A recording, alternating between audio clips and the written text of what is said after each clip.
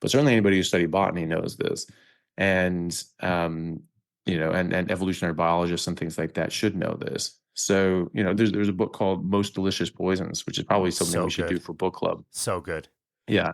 And as for an evolutionary biologist and professor at UC Berkeley, it just goes through it all. I mean, this is just very straightforward. I mean, it's just all these toxins in plants that we use. And he says from spices to vices, all the different toxins that in plants that we use as people for addictive purposes or because we like the taste of them. And he talks about how these really strong flavors, those spices, that's actually the most toxic part of the plant.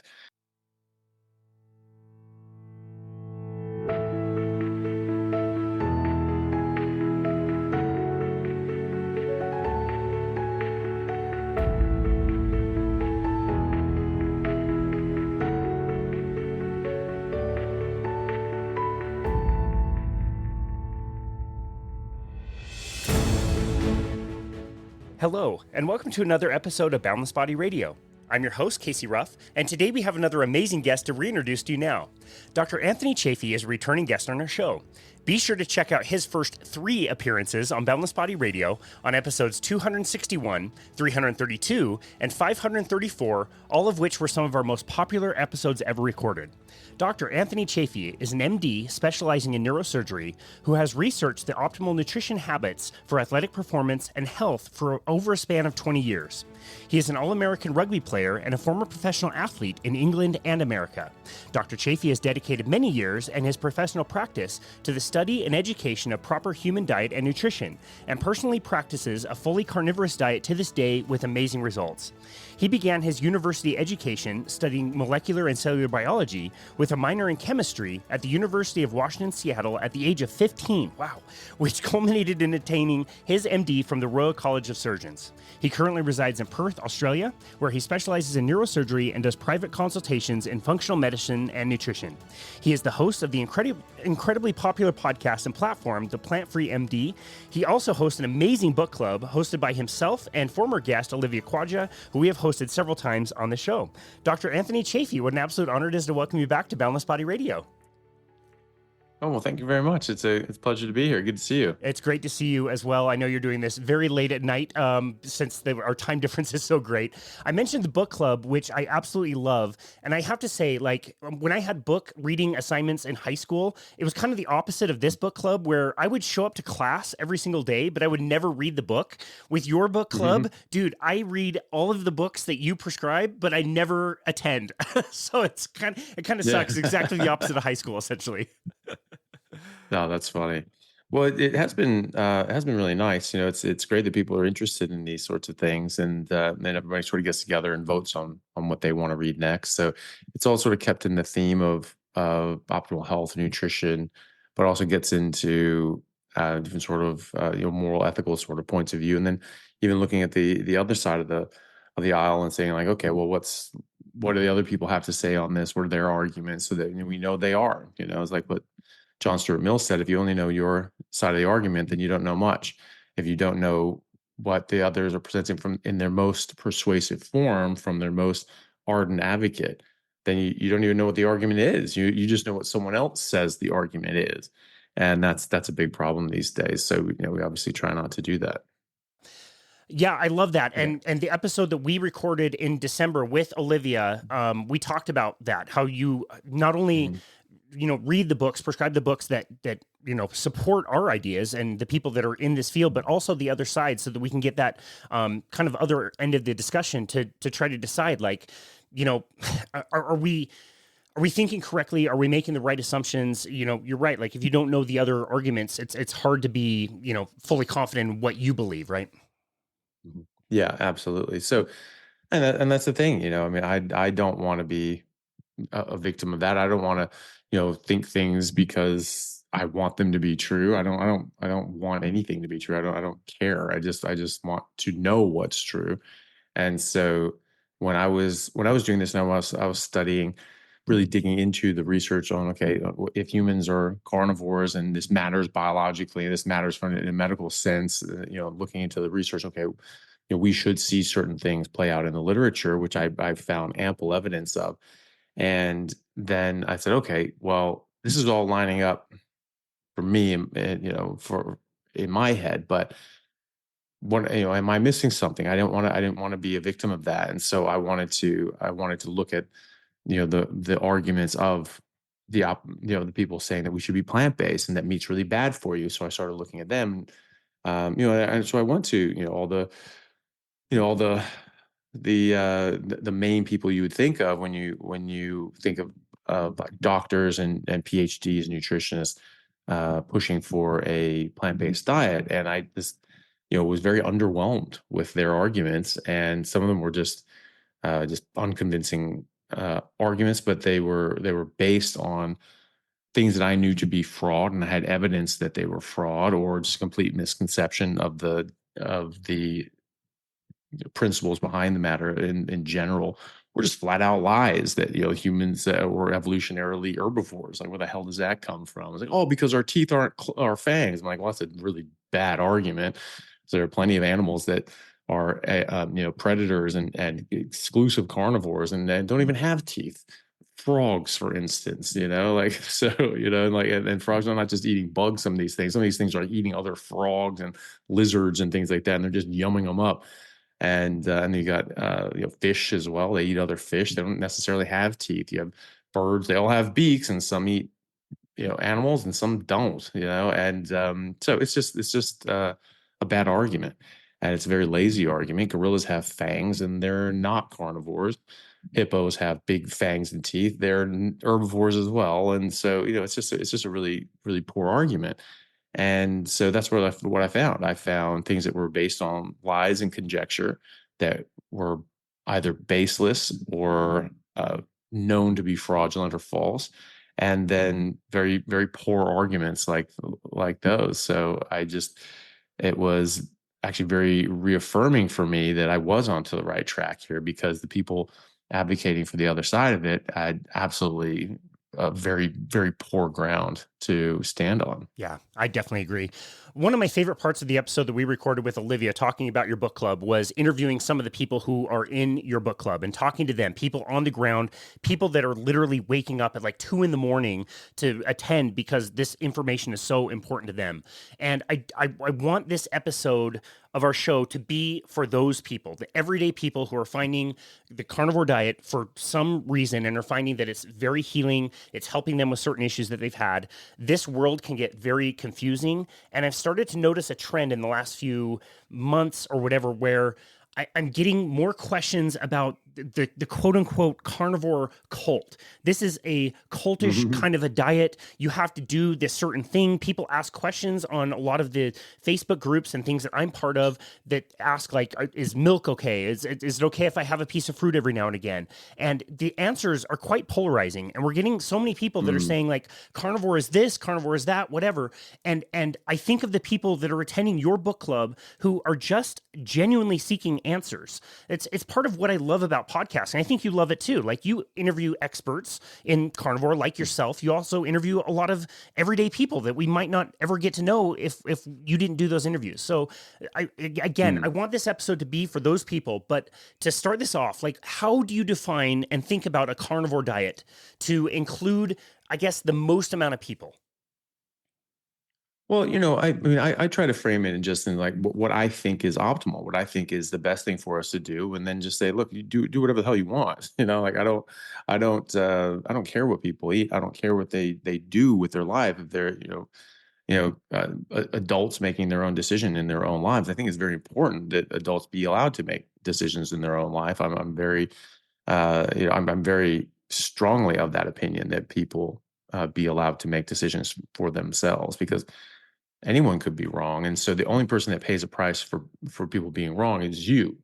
And so you need to be able to make your own decisions for your own body and your own life. And so, because if you're wrong, then yeah, you're paying the stakes. But if someone else is wrong and forces you to do something you don't want to do, they pay no price for being wrong. And so it's really important for people to be able to make their own decisions and what's right for them in their situation. Some people even say that, like, yeah, I've done a strict meat and water diet only, and felt amazing and had all these great results. But it's just like, this is too restrictive for me. I have family issues. I get a lot of pressure from my family and all these other sorts of reasons where I just can't quite do it, even though I really enjoyed it. And it's like, okay, well, that's fine too. But at least now. At least you have that frame of reference that you feel really good on it.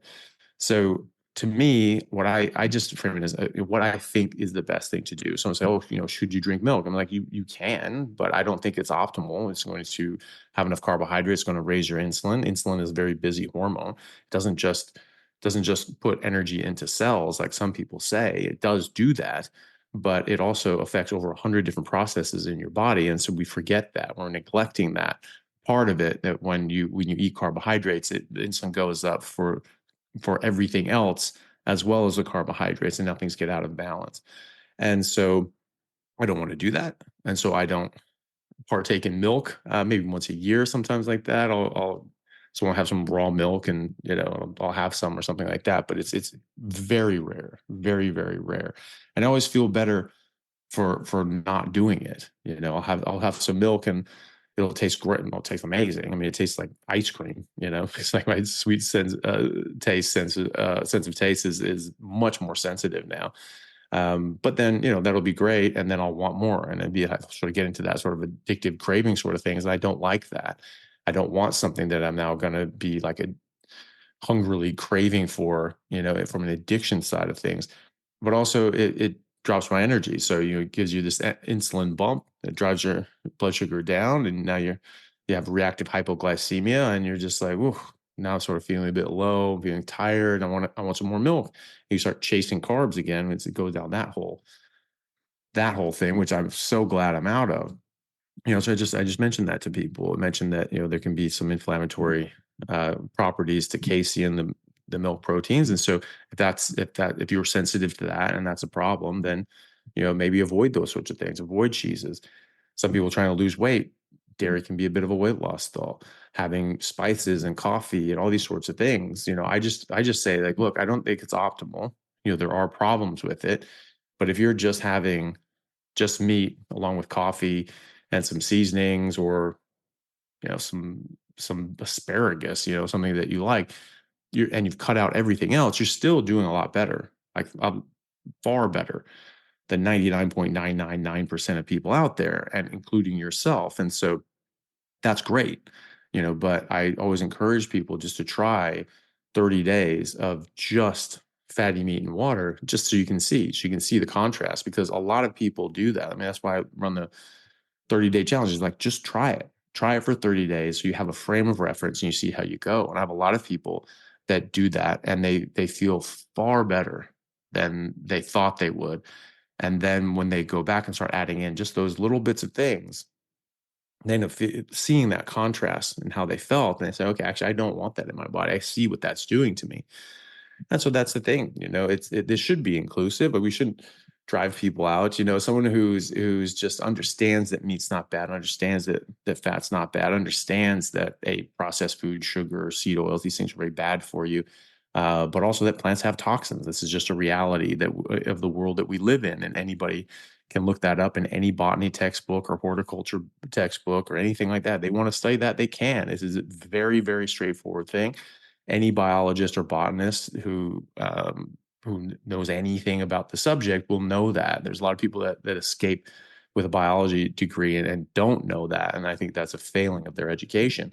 But certainly anybody who studied botany knows this, and and evolutionary biologists and things like that should know this. So there's a book called Most Delicious Poisons, which is probably something So we should do good. for book club. So good. Yeah, and as for evolutionary biologist and professor at UC Berkeley, it just goes through it all. I mean, this is just very straightforward. I mean, it's just all these toxins in plants that we use. And he says from spices to vices, all the different toxins that in plants that we use as people for addictive purposes or because we like the taste of them. And he talks about how these really strong flavors, those spices, that's actually the most toxic part of the plant. And so it's important to know that. This is just basic facts about the world you live in, and you ignore that at your own peril. So just educating people in that regard, letting them understand that meat is not bad for you. It's not going to cause disease. There is zero hard evidence that it ever has or ever will.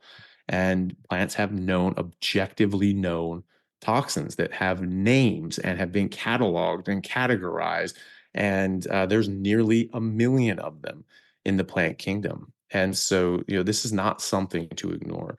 And so you just understand that and just say, okay, more fatty meat, less toxic other things, and then do what you want. Whatever you want to do in that spectrum is fine with me.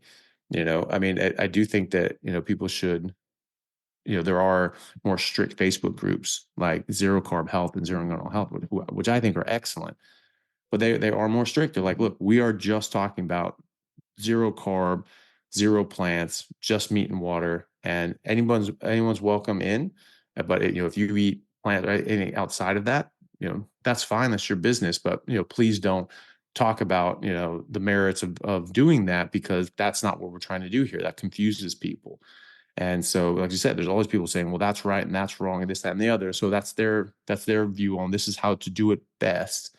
And so that's how we're going to frame it for new people to come in and say, okay, this is best. And if you want to deviate from that, you can, but it's just what people understand or people, are trying to say is optimal. That's what I do. I believe that as well. I think that's optimal as well. And so, but anywhere someone wants to lay on that, that's totally fine.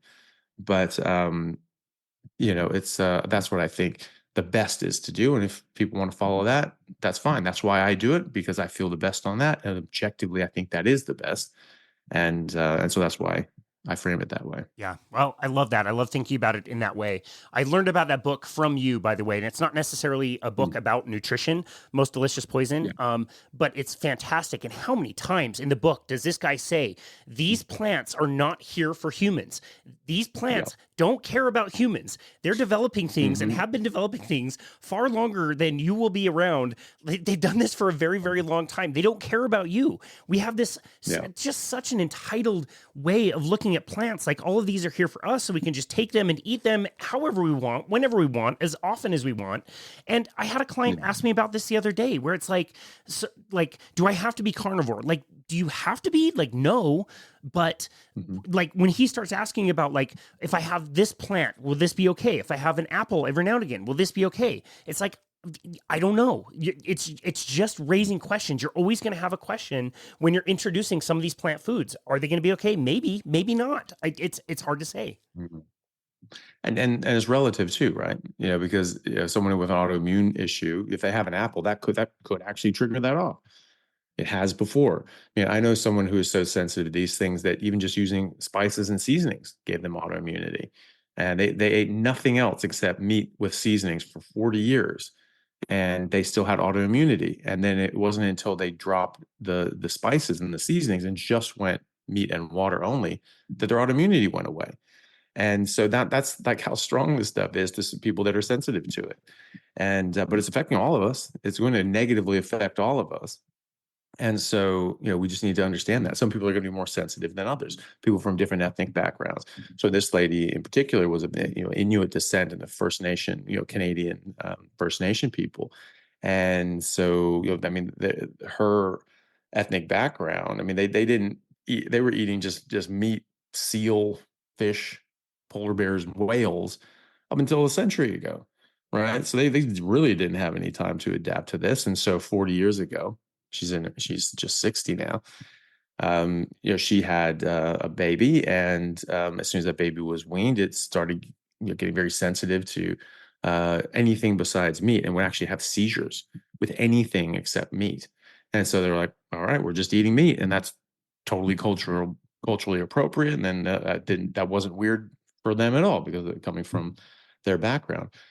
And so they did, but she had seasoning, she had spices, and she developed 4 autoimmune issues. And then she, sort of came across the idea that there are these plant toxins, and that, just getting rid of everything just down to meat and water, that can actually give a lot of benefit. She's just like, well, there's no way. There's no way that can be. Um, but she's like, okay, I'll try it. Try it for 30 days. You never know. You never know unless you try it. And she tried it 30 days. Her autoimmune issues started clearing up, and now they're gone, and they have not come back. And because she has not gone back, because this is a toxin toxicity relationship. It's not you have a disease. No, it's just like there's this toxin that comes in your body and it makes you sick. That's what's happening.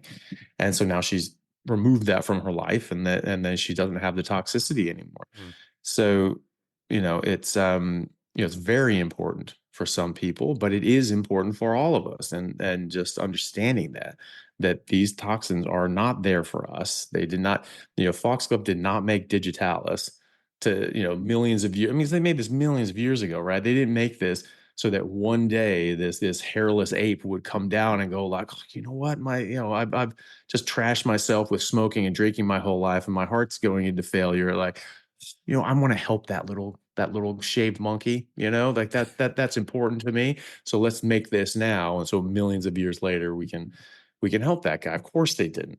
This is completely coincidental. They made that poison to actually stop the heart of animals trying to eat that plant. They're like, "You touch me, your heart stops, you're dead." And so, that's what it's there for. And that's why, anything outside of this dose is either ineffectual or fatal, by a very small margin. I mean, we're talking micrograms here, so a millionth of a gram. We're talking, you get this wrong by, 50, 100 micrograms, you kill somebody, you know, or don't do anything, and so it's very, very, very sensitive. And, and so, it's just, it's not there for us. Plants don't want us to eat them. They're becoming more and more aware of the level of consciousness that plants have. They can see us. They can see what color shirt we're wearing when we're standing next to them. They don't have eyes, but they have proteins and receptors all over their entire body that we have in the back of our retina that recognize visual light and things like that. So they don't have eyes; they are eyes, and they have what looks like neural networks and things like that. And they don't have a central nervous system, so they don't have a brain, but their whole body acts as a brain. you know and so, it's actually pretty remarkable. They scream. They can send off chemical signals and distress to their neighbors, send off waves, like ultrasonic waves. They can speak to each other. They've figured out that, like, the different sort of frequencies and waves, and say it's like, "Hey, I'm thirsty, I'm dry." Like, "Hey, I need potassium or phosphorus. Hey, I need this over here." Well, like that they're actually talking to each other about that. And you can actually pick this up and go, "Oh shit, he needs water." So you can actually water them now, because we're recognizing what those mean. They communicate through their root system. There's like a fungus system that is like two different kinds, and different plants that use a different fungus system. They can communicate to any other plant and tree that uses that same fungus system, even if it's not the same species. And there's generally like a sentinel tree in a forest that, like, runs the forest, is like the monarch of that forest, and actually directs traffic. And they actually can send water and nutrients through their root system, through this fungal root system, to different parts of the forest. So if it's like this part over here is going through a bit of a drought and this over here is flush, they can actually move water miles over and feed these trees over here through the root system. It's absolutely crazy. Crazy. So they have an entire society and structure about how to survive as a colony. And we're just saying, just like, "Oh yeah, they just grow up and that's just all it is." It's nothing. There's nothing really to it. We just eat them and rip them apart, and it's just nothing. 100 years ago, we thought that same thing about animals. We didn't think that they could feel pain, and it didn't matter if you tortured them, because it wasn't torture. They didn't feel pain like we did, because they didn't have brains like we do. Well, that's obviously stupid, but we're doing the same thing now with plants, and we're just, because we don't understand how they work, because they're different to us. We think that they have no consciousness whatsoever, and that they don't communicate. They can't feel pain. It's not the same thing. And people say that they react and respond to damage like we would pain. They send a signal down, a signal comes back up, and there's a response, and they scream, and they send off signals of distress and all these sorts of things, right? So that's pain. But they don't recognize it like we do. It's not the same thing. How do you know? You don't know that. All you know is it's screaming, right? And that's what, someone said. I can't remember who said the quote, but it was earlier last century, and he was a famous guy, and he was a vegetarian. And he said, vegetarians are people who have never heard a tomato scream. right? And that was what he's saying is it's like, look, I've never heard, I hear animals scream and that bothers me. I've never heard a tomato scream, so that's fine. Well, now we hear tomatoes scream. Tomatoes scream. All right. So now we know that. And so understanding that all life will scream and try to fight for its survival. What do you do then? Well, it's just not the same. Well, we said that about animals a century ago, and we were wrong then. I think we're wrong now. And so, we need to understand that. We need to be realistic about the world that we live in. Plants don't want you to eat them. They do feel pain. They do suffer. They do scream. They do cry out. They do try to defend themselves. When they start getting eaten by something, they actually produce more toxins, and they can produce toxins specific to the animal or insect eating them. And this is why, when you have like a bruised piece of fruit or plant like celery or something like that, you have that bruise or damage or insect starts eating it, you don't eat it because it's bad. Well, why is that? I mean, no one ever told me that as a kid. My mom would say like, oh no, you don't do that. You don't want that part because the plant's bad if an insect started eating into it, or if there's a sign of like a fungal infection, something like that, it's bad. And no one ever explained that to me. So I didn't know. It was like, was it like bacteria on the bug or something like that, or just something wrong with it? But what happens is that the plant mounts a defense and actually starts becoming more toxic and starts making more poison, which is why you see partial eating from a caterpillar or a something, and then it stops. It doesn't eat the whole leaf. It just so it eats some and then it stops because it starts going and mounting the attack and starts eating, but they start producing so much poison that it's just like, oh, can't eat this anymore, and they go somewhere else, right? And they scream and send off a signal to all the other plants around them, and all those plants start making more of those toxins to that caterpillar or aphid or whatever the hell is eating it. So, these are actually very sophisticated creatures, not necessarily creatures, but life forms. And they are the dominant life form on Earth. 97+% of life on Earth is plant life, of the biomass is plant life. And so, it's you ignore that at your own peril. Like, these do have toxins. That's just a fact. And they don't want us to eat them. We are not biologically designed to eat these things. We've been millions of years out of the arms race between plants and animals. This is a well-known phenomenon that plants become more and more toxic, so less and less animals can eat them. And then animals having to adapt and evolve to be able to weather the storm on certain plant toxins. But 10,000 years is not long enough, and 100 years is definitely not long enough. So while it hits them harder, and they may have seizures as babies, or they may get autoimmune diseases from spices, we all get sick and we all get damaged, and it builds up eventually over years and decades and causes serious disease. Just like smoking doesn't necessarily just kill you with one cigarette, right? But over the years, over the decades, it damages you. And so we recognize that as a poison. 50 years ago, 60 years ago, they were smoking cigarettes before they got out and raced the Tour de France on a single gear bike on dirt roads. I mean, it's just just animals, right? And they would smoke cigarettes because they thought it helped open up their lungs so they could perform better as athletes. They were smoking to make them more athletic because that's what they thought. Right now we're like, oh yeah, well, we know it's bad. Well, we didn't always know it's bad. Now we think salads aren't bad and in fact good for you. They thought smoking was good for you. We think salads are good for us. They're not. We were wrong both times. You don't want any of this garbage. And so it's just understanding it. It's a really important thing to remember and to understand. Wow. I love that. That book gave me such a deeper appreciation for that. I've learned over the last few years how smart plants are, but like getting into that book and like really appreciating all of those communication networks and how they function and help each other out or compete with each other was just absolutely stunning. And yeah, I have a tough time imagining like Tadej Pogačar, smoking a pack before winning the Tour de France this year. I don't think that's going to happen. Crazy. It's man. Crazy. Okay. So and they booze like crazy too. Yeah. Amphetamines. They booze like crazy. Yeah. A dude in the 60s died. The dude in the 60s died doing the Tour de France. I mean, he was like on cocaine and amphetamines and all kinds of stuff. So geez. Yeah, they've done it all. Okay, so we've had this message, and I've actually hosted somebody recently who has kind of said a strict carnivore diet as we define it as a strict carnivore diet, is not a good diet long term. You and I have talked about like recommending doing a carnivore diet for 30 days to kind of test it out and then see what other things you can tolerate.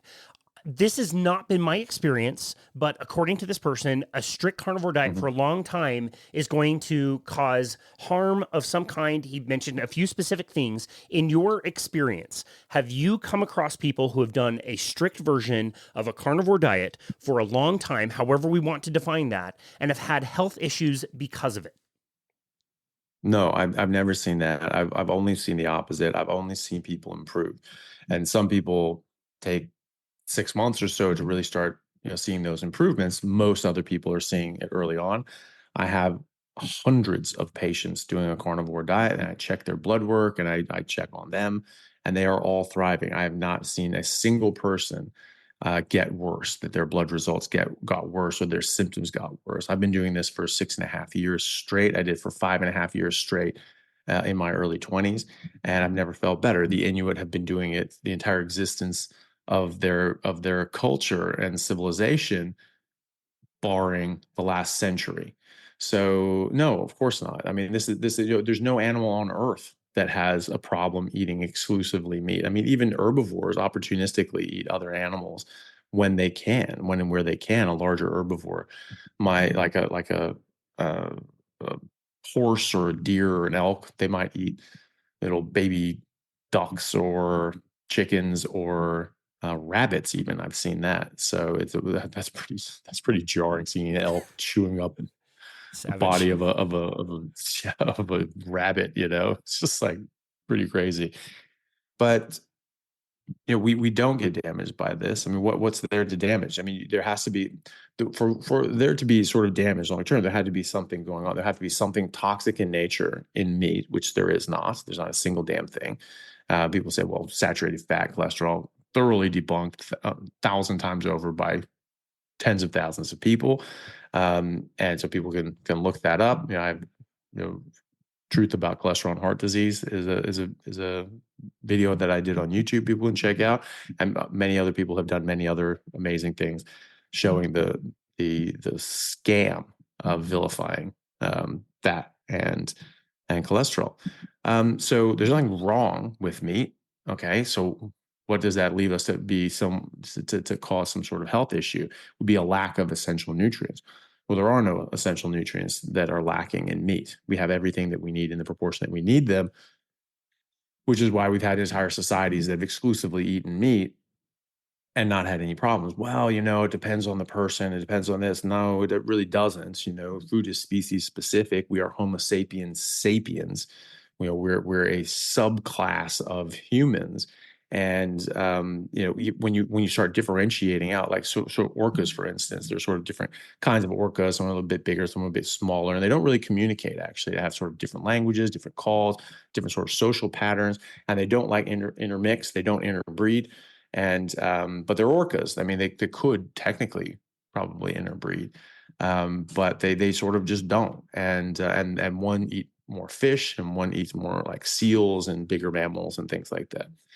And they're now classifying those as different species, even though they're both orcas and they look really damn similar, and they both just eat meat because they sort of differentiated on specialized the different kinds of meat that they eat.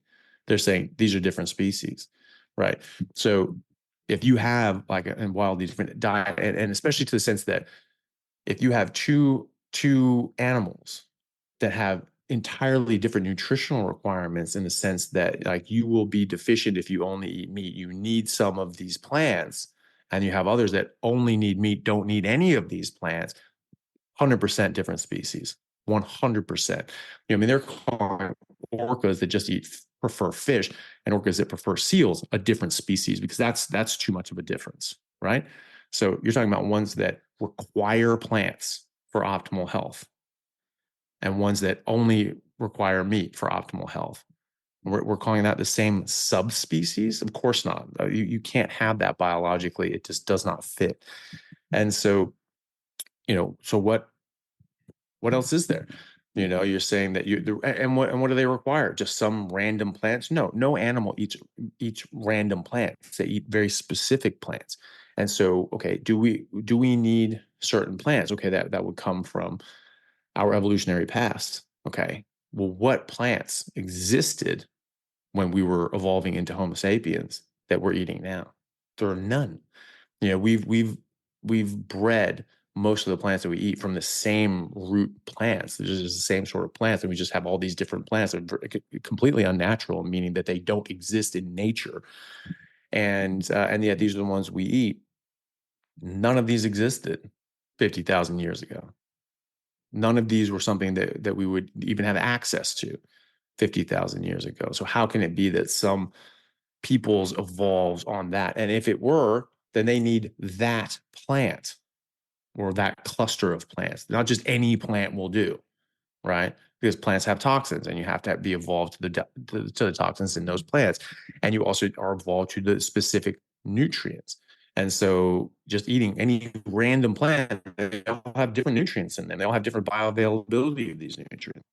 So the idea that you can't survive on a pure carnivore diet does not fit with the observed facts, because we have entire civilizations alive right now who are either currently living as full carnivores or very recently did, and we have clear documentation and records of this.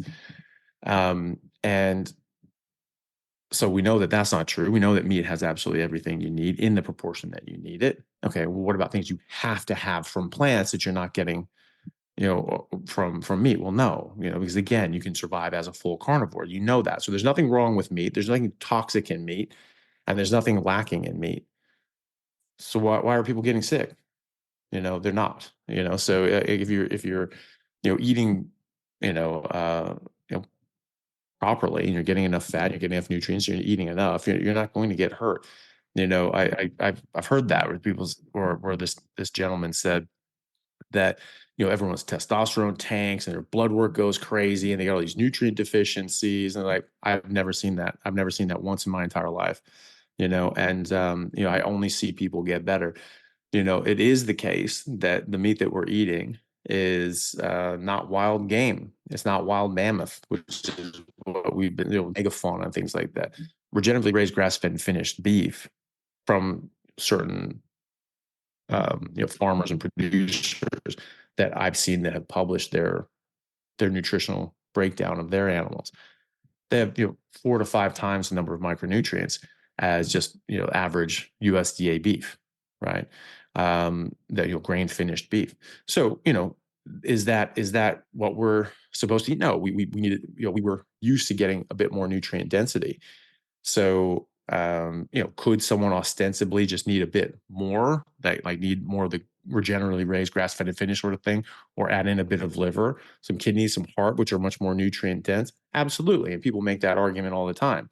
Or you can have people that are from a very nutritionally deficient, as they come into a carnivore diet, they improve because they're getting more nutrients, but maybe it's just not quite enough, or not going all that fast. And so adding in a bit of nutrients, more nutrient dense sort of food in the organs, and even like a dedicated supplement or something like that, just to catch you up, maybe that helps. But like, I've never seen anyone's. I check people's testosterone all the time. That's one of the basic panels that I do for my male and female patients, is I check their testosterone and other hormones and their nutrition, their B12, folate, vitamin D, zinc, magnesium. These are sometimes even selenium and iodine, right? And so if you are eating just you know food with some organs, or regeneratively raised, grass-fed and finished, like, definitely, almost everyone can get optimal nutrition, or really close to it, by just eating muscle meat. Some people with MTHFR gene mutation, maybe they need a little bit more, but they can still do very well. But they might need a little bit more B12, maybe need a little bit more folate. That's even debatable as well. I mean, I've heard doctors and PhDs argue over whether folate is even necessary, as long as you have enough B12. There's B12 what we need, and folate, as long as you don't have a deficiency in B12, that you don't actually need folate. That's much less important, or even not, or even ancillary. Just like it's not important when you have normal B12. So, that's debatable, but either way, they both exist in meat, and they both exist in an abundance in liver. And when I test people's folate on a carnivore diet, the vast majority of people have completely normal folate levels and excellent B12 levels. And I've seen a couple people every now and then that have, traditionally thought of as lower level of folate, and the majority of those people are completely asymptomatic. They feel fantastic. Michaela Peterson is a famous example of that. She'd been doing this for, basically as long as I have. We sort of started independently around the same time for different reasons and by different avenues. But she knows her folate. She's like, oh, that's a little low. Interesting. She had just had a baby, or like, and so it's like, all right, and the kid didn't have spina bifida, and so I think that was the time. Anyway, it was around the time that she had been, pregnant or whatever. But either way, she was completely asymptomatic. Maybe it was just before. Maybe that's why she was checking her folate. I don't want to get that wrong. But either way, she was completely asymptomatic. And so she went, oh, okay, just so maybe she took a supplement or just took some liver, and that's what a lot of people do, and they just add in a bit of liver. Folate comes right up. There's no issues. And so some people I've found, they may be feeling a bit off, and they check their bloods and their folate's a bit low. They add in a bit of liver, folate comes up, they feel better. Is it the folate, or maybe they were a bit low on B12, or maybe they're a bit low on something else? Who knows? But either way, the liver helped, and it did help to beat the folate. So regardless, I mean, I don't think that we should ignore folate at all, especially when we're talking about pregnancy. I think you just err on the side of caution and make sure your folate's good by eating liver. I don't think you need to do anything else. And so again, you're not missing anything as long as you're eating, I mean, and again, we're not eating the meat that we're designed to eat either, so we need to keep that in mind from a nutrition standpoint. Most people are fine. Yeah. But if you're not, add in some organs, right? It's nature's vitamin, right? And there's, oh, you're missing these nutrients from plants. No, no, no. You include organs, you'll cover everything that you have. I've never seen anybody's testosterone go down. I've never once seen a guy's testosterone go down. I've only seen them go up. I've seen exactly one ever, not dramatically increase his testosterone. Just one. And that stayed the same. And he has a lot of stress in his life. He's only been doing carnivore for 2 months. And so I'm not too worried about that. He's feeling good. He's losing weight. All these other things are improving. It's just his testosterone is just sort of staying where it is. Fine. But that'll come up. Everybody else I've seen just comes right up. I've seen 72-year-old men with testosterone at very low levels. I've seen them over triple their testosterone levels at 72 with absolutely no medications whatsoever, just the carnivore diet, and it bounces up into the range that you'd expect a healthy 25-year-old man to be. And then I've seen an 18-year-old young man who had a testosterone level even lower than the 72-year-old man who had very low testosterone.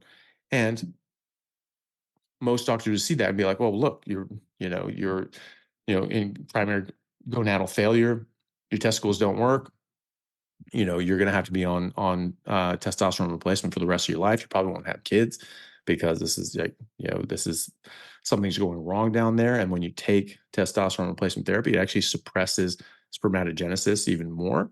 And so probably never going to have kids, because the signal from your brain just isn't getting the job done. Right.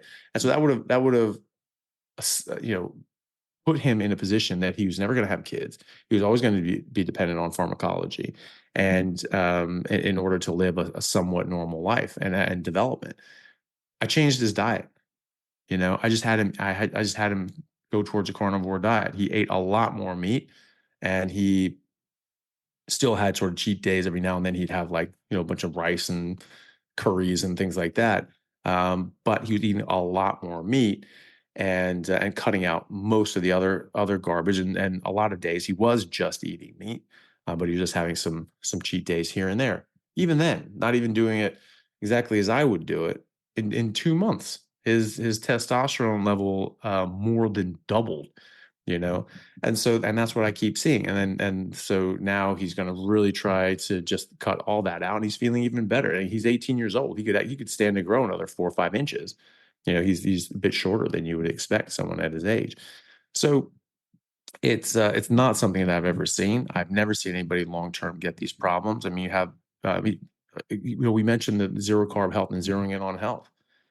That those Facebook groups have been around for 15, 20 years, right? There are people on there that have been doing carnivore for 20 plus years, right? And none of these problems. We don't see any of these problems. I think that gentleman said that it was after sort of 6, 8 months, then you start seeing, the cracks form. And he said that 100% of his patients that were 100% carnivore got all these problems. And I have seen 0% of my 100% carnivores get those problems. And I don't even see many people get those problems, even if they're approaching 100%. But when everybody has problems, it's, well, cut out these plants and, oh, problem goes away. Look at that. So no, I see the exact opposite of that. And the observed phenomena, is exactly the opposite of that. We have entire populations that are carnivore their entire existence. The human race was based on a carnivorous past where we were in the tundra and the ice of the Arctic Circle during ice ages. There were no plants available whatsoever, full stop. And so that's who we are as a species. That is exactly what we can survive on and thrive on. And so it just doesn't meet with the observed facts. And again, there are these people that have been around 20, 30, 50 years, Europeans living in America, European heritage living in America and elsewhere, that have been doing this long term with none of the problems that he's saying that you get after 8 months. So I don't know what's going on. I don't know if he's actually seeing this or if there's something else happening, but I certainly have not seen anything to do with this. I've never seen other doctors say the same thing. There are thousands of doctors around the world doing this now and having their patients do this. And I've never heard a single one of them say that they're seeing these problems in patients. I only hear them saying they're getting better. I have patients sent into me because their oncologist has told them that they need to go on a carnivore diet to help their cancer treatments, because their cardiologist has told them they need to go on a carnivore diet to help to better help their cardiovascular health. I mean, I'm seeing this more and more and more, and I'm not seeing any of those problems that they're seeing. So I don't know what else is going on there. It'd be nice to try to talk to them and try to figure out what's going on, so we put our heads together. But I've simply not seen that. Yeah. Okay. That's my trouble with this whole claim. I really like the guy. I've hosted him several times. I consider him a friend. Strict carnivore, 100% of my patients, like you said, have the following: deficiency in folate, homocysteine deficiency, also pattern B cholesterol, LDL pattern B is very, very high. HbA1c is too high, and a vitamin C deficiency. And it's 100% of the patients. And I don't want to take that away. Like maybe that's happening. Maybe that's happening with your patients. I don't know. It reminds me of the time a few years ago, I got a message from a friend that said, you need to stop talking about eating more meat. There's people out there who have alpha gal syndrome who can't tolerate eating beef. And I replied and said, like, the day that I deal with somebody with alpha gal syndrome, I will keep that in mind. Let me tell you how many times I've dealt with somebody who has alpha gal syndrome. 0 times ever. You know what I mean? Like, I deal with people who have severe insulin resistance and have crazy metabolic problems that can be fixed by this thing. Like, the day that I find symptomatic folate deficiency being a huge problem in somebody's life, like, okay, maybe we can address it, but I don't see it. So it's really validating to see that you also, working with so many people, are not noticing any of these things, and again, not noticing them as a deficiency in the blood, however we define that, but also, like, how is that affecting somebody's life? Like, I don't get that. I don't run into that in my day-to-day. Yeah, so I mean, for the alpha gal syndrome, I mean that's the thing, is this is something that's exceedingly rare. It comes from a tick bite. It's not something that people naturally have. It's generally thought to be temporary, like it's only going to last sort of 6 months to a year, something like that, which still sucks. But it only affects certain meats, like red meat. So you have to avoid those meats that have this antigen on there that you react to, which is actually a carbohydrate is found in red meat.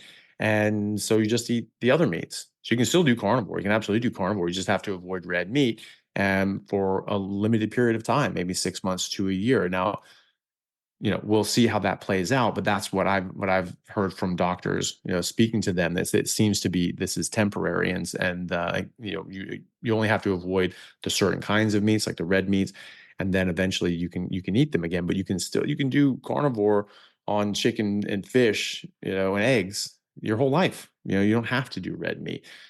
So that's alpha gal syndrome. As far as the folate, when we talked about folate, almost no one I've seen is low on folate, even just eating Safeway beef, and or Coles beef as they have here in Australia, Tesco in the UK.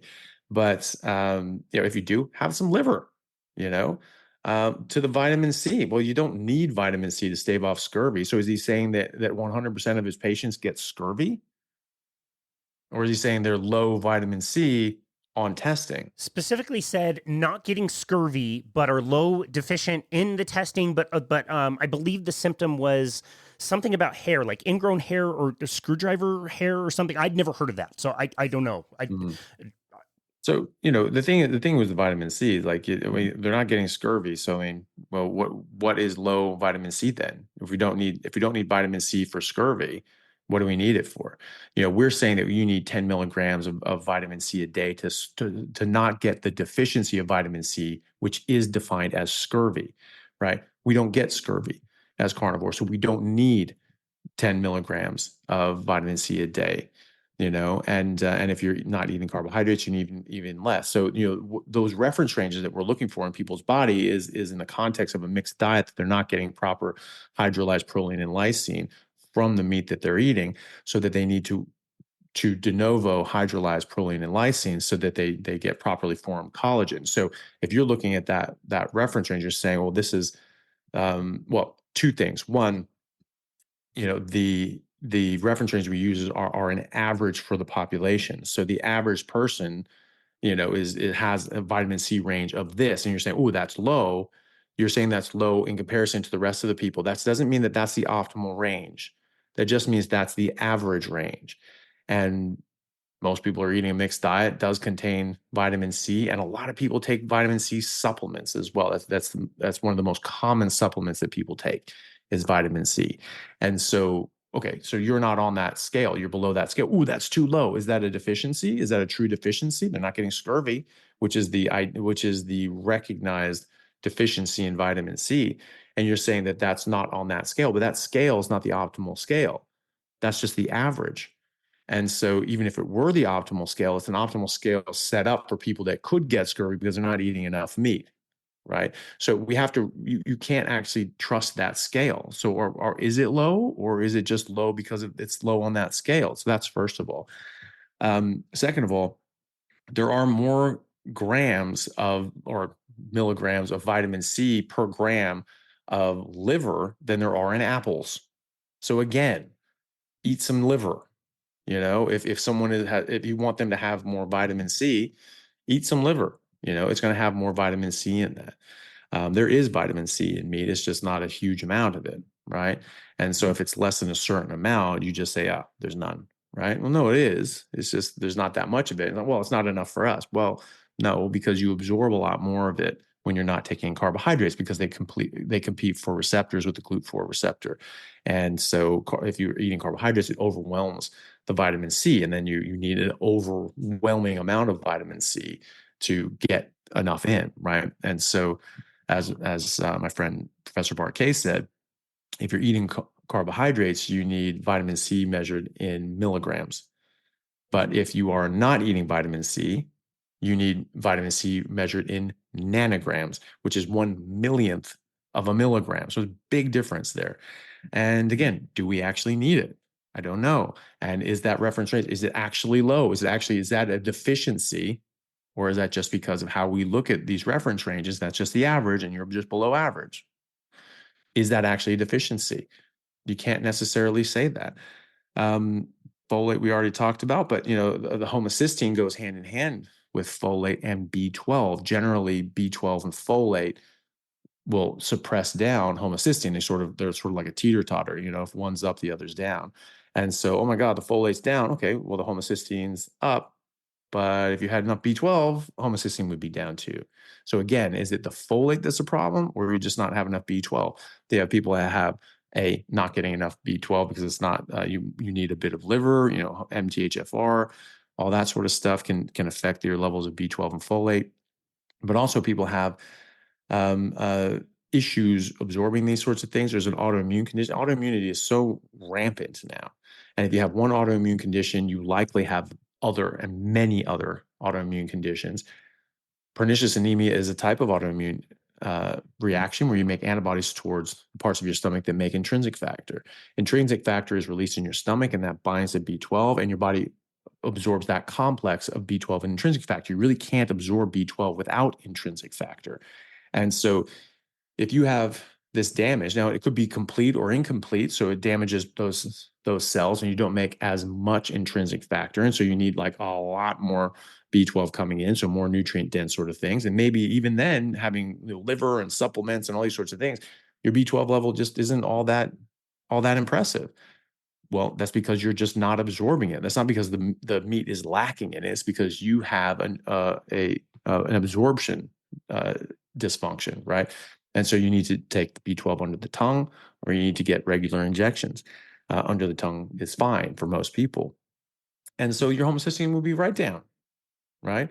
So that's another thing I don't see. I see people's B12 optimized, and then the ones that I see that's like, oh, okay, hold on a second, your B12 is just really staying low. Okay, let's give you a shot. It goes up, but then it starts coming down again. Okay, you're just not absorbing B12, right?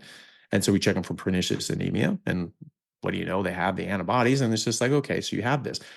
With the caveat that the longer you've been on a carnivore diet, the less apparent that might be, because carnivore diets suppress autoimmune issues, because your body, as far as I can tell, your body is reacting to these plant toxins. And so when you stop eating the plant toxins, you don't mount that antibody response. You're not getting that damage to your body, right?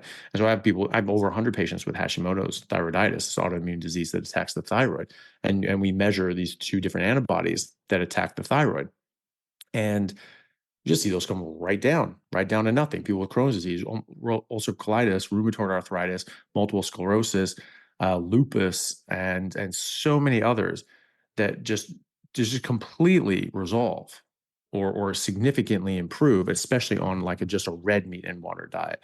And there are reasons for that.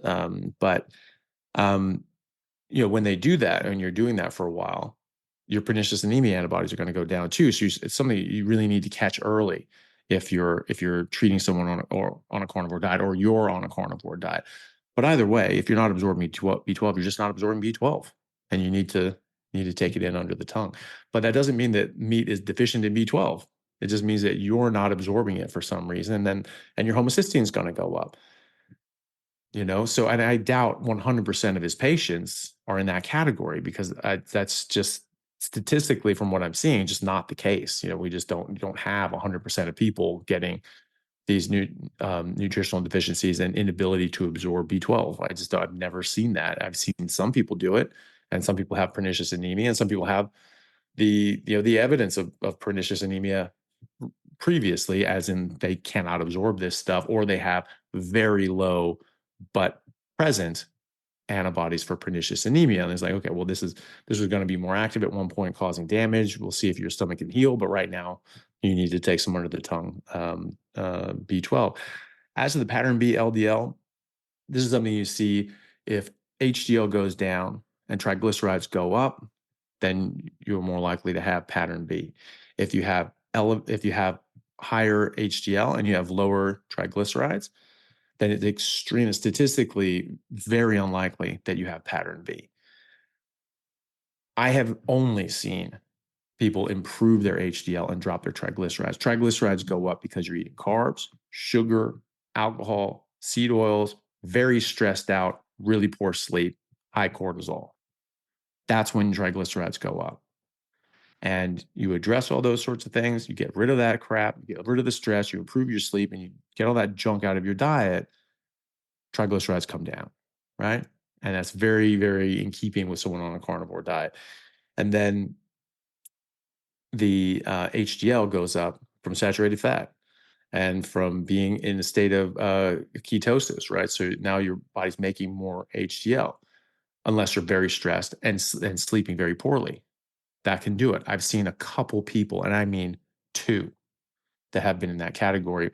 One of them said that, and he actually tested, and he had pattern B LDL because again, high HDL, low triglycerides, it just sort of means that it's 99% chance you have pattern A, Yeah. right? And that low HDL, high triglycerides, 99% chance you have pattern B, right? Or something around there, high percentage anyway. And and so he actually had low HDL and high triglycerides, and he checked, and he actually did have pattern B. And then he was in a very stressful situation at work where it was just like he was just on edge all the time. It was just he said it was hell on earth. I wasn't sleeping well and all these sorts of things. After about 6 months, he was able to get into a better job situation. Things really resolved, and what do you know? His HDL went right up, triglycerides went right down, and he switched into pattern A. So, and he'd been even longer carnivore at that point. So that was one guy, and then I found it, and then I saw another guy, one other guy that did that. I told him about this other guy and said, "Hey, is there anything like this going on?" They're like, "Well, actually, yes. I have a very, very stressful situation right now. Things are very difficult in a lot of ways, and so that could be it. So I'll have to try to address that." And so those are the two cases, right? Everybody else, my patients that we check this now, that's what we see. Their HDL goes up, their triglycerides go down, and when you get sort of a 1-to-1 triglycerides matching your HDL, then that's thought to be that like almost 99% chance that you have pattern A. Well, I don't see it just get to that. I see it go there and far past that, where HDL can be 2, 3, 4 times as high as triglycerides, right? That's what I see. And so I've never actually tested anybody myself that's gone the other way. Not once, not a single time. And so I don't know where that's coming from. I don't know like what his patient population is just like, like SAS people that are just like on the front all the time and just like just stressed out to hell. And having that sort of job. I don't know. I don't know what's going on, but I've never seen that. And I've only seen in my patient population that I test, I have only ever heard about it in others when they're in extremely high stress situations and not sleeping well. And so that's it. I mean, those are all issues that can be easily addressed. I mean, the homocysteine, folate, and vitamin C issue, eat liver. Check their B12. Do they have pernicious anemia? Do they have some sort of absorption issue? There is a lot of folate and B12, and especially liver. There's plenty of vitamin C in liver. If your B12 and folate are up, your homocysteine will be down. And we talked about LDL. So I just so those are the problems that he's looking at, I mean that's an easy fix right there. Yeah. Well, I really appreciate that explanation. Like we said in the beginning of this episode, like it's for the people who are in your book club that are suffering from major issues that they're recovering from because they're eating this way. And I hope in this world we're not squabbling about all these like minute little details. How many grams of carbohydrates somebody wants to mix into their carnivore diet, and now they're not carnivore. Now it's animal based or it's meat centric or whatever you want to call it. The point is, we don't want people to get distracted by all this minutia when they could see really good results by it, at the very least moving in this direction, trying it for 30 days. Like I just worry that people are going to see all of us like again getting so worked up about these tiny little things that they're going to say, oh well, this is stupid, I knew this was a fad diet. Like of course they're going to be deficient in certain things. I'm going to go back to eating cold cereal and McDonald's. You know what I mean? Like that's what I worry about the most. Yeah, definitely. And it's the thing, I mean, I don't get worried about when people are doing whatever, I mean, like, people talk about, solid it's like, oh, you need a guys getting a gun. It's like, no, we don't actually, like, I agree with like 98.7% of the things that he says. And someone who's, who I agree with on 98% of things is not 2% my enemy.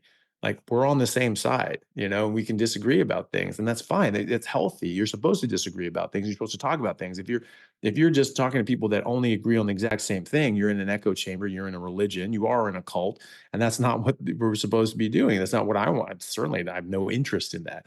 So I want people to have different sorts of opinion. Well, what do you think about this? And I'll give my opinion, and you can agree or disagree. It doesn't matter. But what matters is what people do with their lives. And they say, okay, because all our opinions can do, and all these studies can do, and all the different sorts of pieces of data can do, they can just help people guide their own decisions in their life. And that's the only thing that matters. And so if they, do it and say like, hey, look, this is helping me. I mean, this guy says my homocysteine is going to go up and my folate is going to go down and I'm going to get really sick, but I'm not. I'm actually feeling a lot better. And all my blood work is looking great. So, okay, that's the only thing that matters. But then there's a guy that, oh, my homocysteine high and my folate's low. Like, I feel like crap. Ooh, what's going on? Okay, well, hey, let's talk about it. Hey, you need more liver. You need to address these other things. Well, maybe you're eating something that has, that's still plant related and has micronutrients, and you're blocking out your absorption of B12 and folate and things like that. Or maybe you're MTHFR positive, and you just need a little more in your diet. We're not eating wild mammoth anymore. We're not even eating wild oxen anymore. We're eating domesticated, grain finished uh, animals for the most part that are not designed to eat grains, and they don't get the nutrients out of grains that they would out of grass. And so they're not going to have the same nutrient profile in their meat than they would if they were eating grass. So not everyone has access to regeneratively raised grass-fed and finished beef. Add in some liver, add in some kidneys, add in some heart. That's going to cover your bases as well. And so just being mindful of that and being mindful of those sorts of things, recognizing that there are idiosyncrasies between the individuals, not to the extent that one is going to be omnivore and one is going to be herbivore and one's going to be a carnivore. That's right out. That just is a non-starter. But there are some people with MTHFR. They might need a little more folate. If we were eating wild animals and wild mammoths and having a bit of organs every now and then, that would never be an issue, right? So it's not going to show up. So it doesn't matter. I mean, these things, these little different idiosyncrasies, they only show up when you're eating slightly outside of our optimal diet, right? So there's no lion on earth that needs to eat. Oh, I need a little more, sour grass or something like that. No, they need meat. Covers their basis. If they were just eating domesticated, grain fed and finished animals and no organs, maybe they might get deficient. Maybe they might have problems. But if they're just eating their natural diet, they won't. So same is going to apply to us too. Same is going to apply to every single animal on earth. And we're not eating our natural diet. Even as carnivores, we're eating meat, but we're eating meat that's not our natural meat. It's not as nutrient dense. Most people will be fine on that. And that's why I struggle to believe that this is 100% of his people that go carnivore. That's I've never seen that. It's much more uncommon than that for people to even get a folate problem eating just muscle meat. I've seen it happen, but they're not even symptomatic. They feel fine. But we just say, hey, why don't you add in a bit of liver? Goes right up, no problem. But you know, but you still recognize that this meat that we're eating isn't actually what we're biologically isn't biologically perfect for us. It's the wild game with the different nutrients you get in from their natural diet. And this is the food chain, right? The animals that we eat need to be eating what they're meant to eat to be as healthy and nutritious as possible. We're not doing that by and large. Okay, so organs are nature's supplement, and that organs exist in an animal. It's still a carnivore. I mean, this isn't hard. So you can absolutely do this. And if you need a bit more nutrient density and a bit higher nutrient profile, add in the organs. They're cheap. They don't actually taste that bad. Just grow up, eat the damn liver. So I was like, oh, but I want to do this stuff. No, you have a jar this big. It costs $60. It has a piece of liver in it that big. Just eat the damn liver. You'll be fine. And there's different ways of cooking it that taste great. Pate's delicious. Make your own, so there's not a whole bunch of garbage and stuff in it.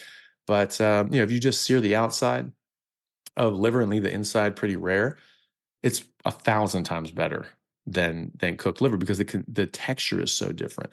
It's like the difference between like seared ahi or like an ahi sashimi and canned tuna.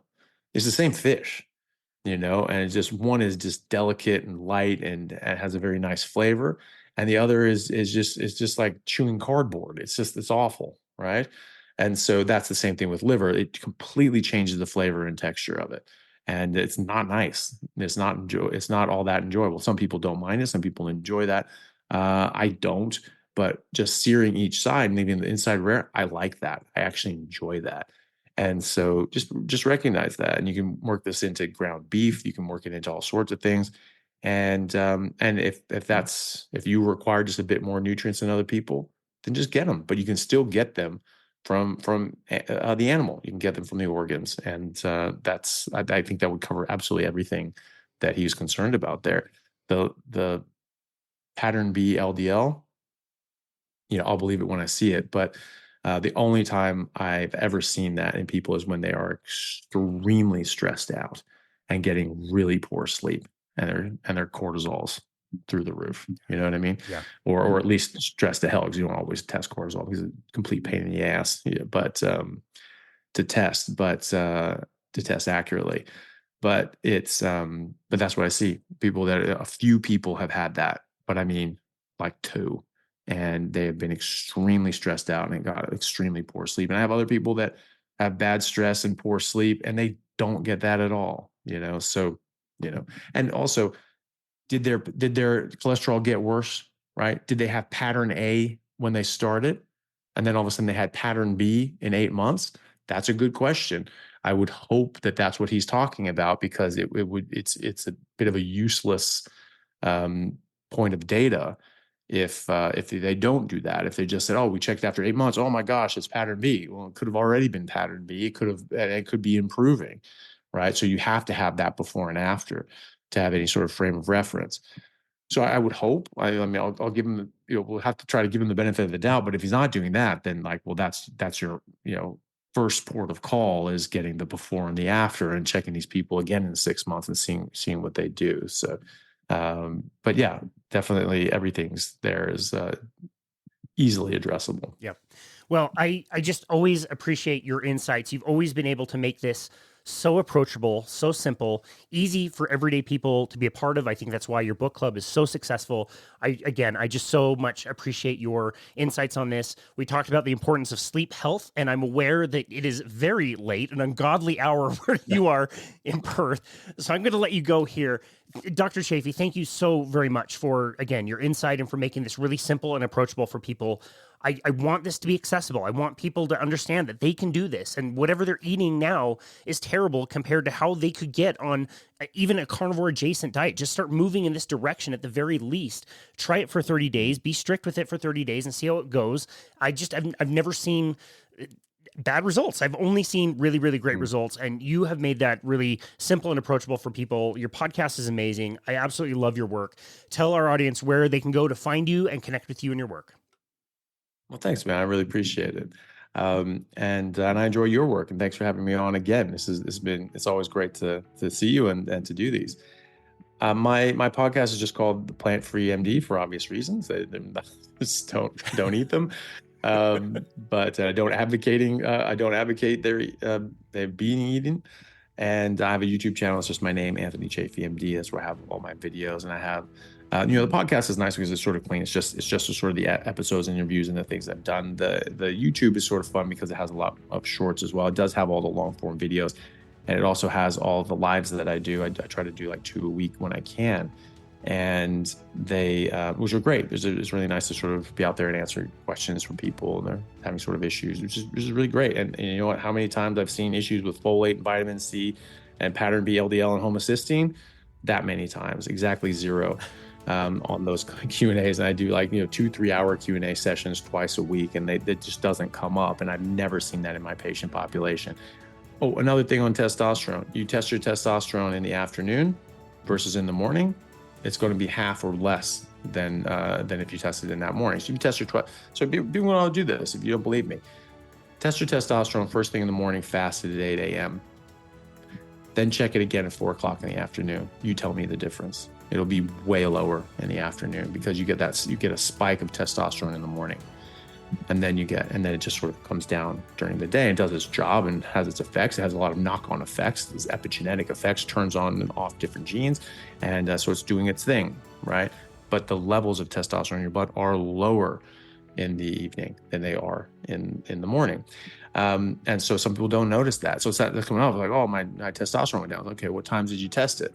It's just like, and one time they test it in the morning, other times they test it after work. Like, there's your answer. You have to test these things in the morning at the same time in the same conditions. If you exercise, work out, have sex the day before or the morning of, and you don't the next time, you're going to get a different result. You just are. And so your hormones can be quite temperamental on testing them. They can be quite fickle. So, but yeah, so that's where YouTube has all that, and then sort of cuts up sort of 10-minute, 5-minute, 15-minute sort of segments from my longer form things that talk about autism or talk about, some discrete topic, cholesterol, these sorts of things. And so it can be sort of more bite-sized chunks for people to look at too.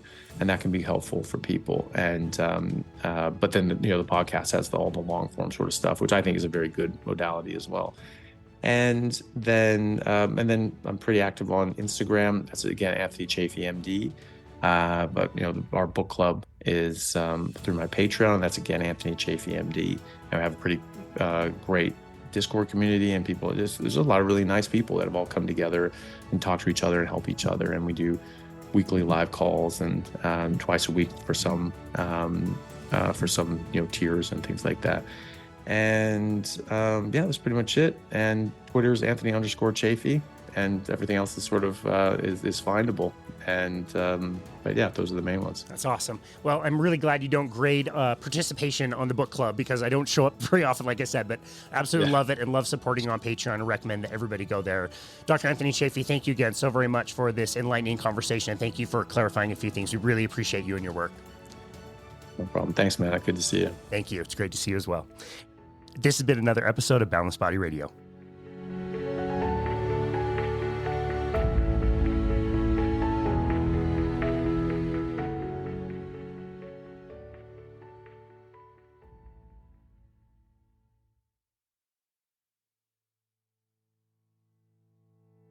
Thank you so very much for listening to and supporting Boundless Body Radio. This podcast is such a passion of mine, one of my favorite parts about running our business, and none of this would be possible without our incredible guests and listeners like yourself.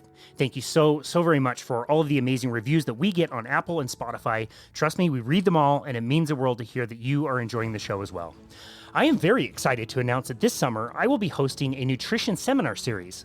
This is actually a project that I started after I became certified as a nutrition coach. I wanted to get a group of people together to discuss all aspects of human nutrition, and as a bonus, I did the whole thing outside by a pool, which was great. After the pandemic, I stopped hosting the series, but this year I've decided to bring it back. Each week we'll have a particular topic and an agenda. We'll have outlines that include references, and also meal plans, guest appearances, book giveaways, and more, all for free. For those of you who live in the Salt Lake City area, the seminars will be hosted every Tuesday at noon, starting on May 28th, and will run all the way until September 3rd. The seminar will be hosted outside, of course, at the beautiful Bowery Park in Daybreak, where I live. If you're available and in the area, we would absolutely love to see you there. If you are unable to attend, either that day and time does not work for you, or you don't live in the area, good news for you as well, we are going to put all the recordings and post them on YouTube, where you can submit listener questions in the comment section, which we can address in future seminars. I'm also including all of the seminar materials on our website, so you don't have to miss out on the content. My goal is to make a comprehensive yet simple understanding of nutrition so that anybody confused about how they should eat can create a framework for themselves based on their individual goals. As I said, if you're interested in participating, we'd love to have you. If you can't make it into the in-person seminar, be sure to subscribe to our YouTube channel and also our website at myboundlessbody.com/seminar to find all of the resources, videos, and a fun quiz. Either way, thank you as always for listening to Boundless Body Radio.